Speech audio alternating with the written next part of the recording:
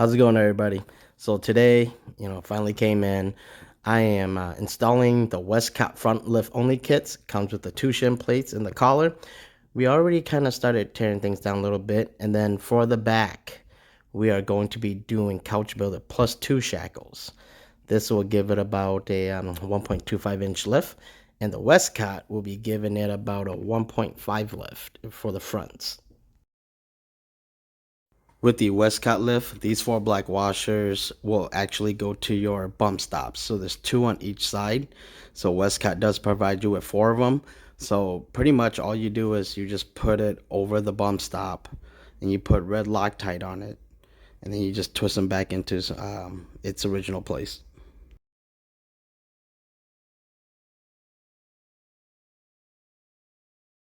So after installing the Westcott lift on the passenger side, we ran into this little bit of issue here where we could not get the lower sway bars to go back in. That bar right there, it's at an angle, and that bolt just would not go in because of the angle. So, we tried everything from muscling it to prying it down. It just wouldn't go in. So what we did was, we took off the TRD skid plate. We loosened up the whole assembly from the passenger side all the way to the driver's side here. And once we loosened everything up, we were able to adjust it, realign it, and then zip everything back into place. Moving on to the back shackles, the instruction says for us to remove the rubber thing that holds up the exhaust. So all you have to do is just remove the bottom piece, because the TRD Pro does come with the dual exhaust. So all you have to do is just remove the bottom piece on both sides and let the exhaust hang. That's the first one. That's going to be the second one. Alright, so what we did was we jacked that up a little bit, and that'll give us playroom. Boom, right there. Look like there's another washer there.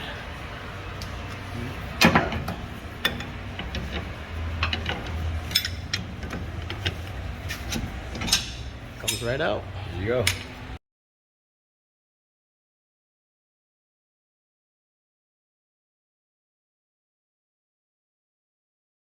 Alright guys, just want to clear a few things up here. So when we did the shackles, we kind of did it wrong. When Coachbuilder sent us their shackles, this is the poly bushing for your leaf springs. It came like this with the shackles. So when we took off the shackles, we took off the rubber piece that actually mounts onto the frame with it too, which is fine. It's just rubber. You just put it back on.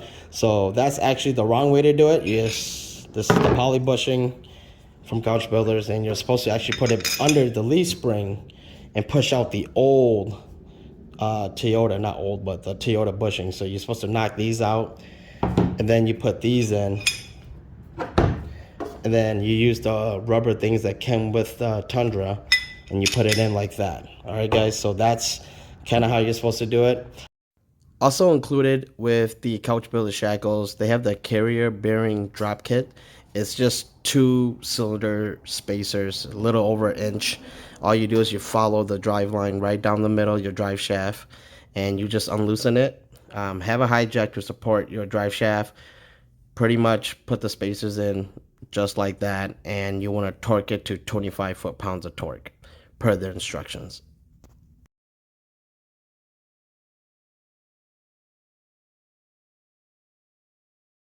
Alright guys, so we just basically finished and we did the measurements. I'm sorry I didn't do any before measurements, but I did do it at home. And at home, before the Westcott lift, we were at 39.5. And this is all the way from the ground up, so this is not from the middle. So we got almost about just 41. Sits about just right about 41. We did measure the other side already as well. This is the passenger side. When we come back to the back here, right from the ground all the way back up, if you guys look, that's basically, all right guys, so we're underneath the truck, and that's how they look like with the correct insulation with the poly bushing right there, and using the OEM little rubber things. You're not going to be able to see way up there, but yeah, sorry guys, it's hard to get under the truck and show you guys a good view, but that's how it looks like right there. Alright guys, so I just kind of want to give you a close-up of the look with the Westcott. That's the top plate there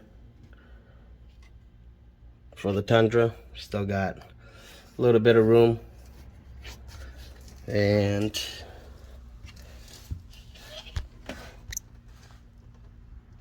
right there.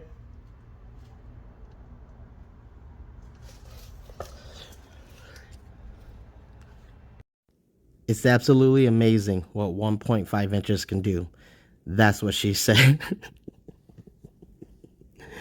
Alright guys, so we got the alignment done on this truck as well. It does drive really smooth, and again, I just kind of want to give you guys the side view of it so you guys can get a little bit better look of it. Now looking at the tires, they do look kind of small, and if you guys follow my video, you guys know that that's probably a story for a different time. But again, this is the side view that I kind of wanted to show everybody, and I do want to thank John, who went through this whole entire process with me.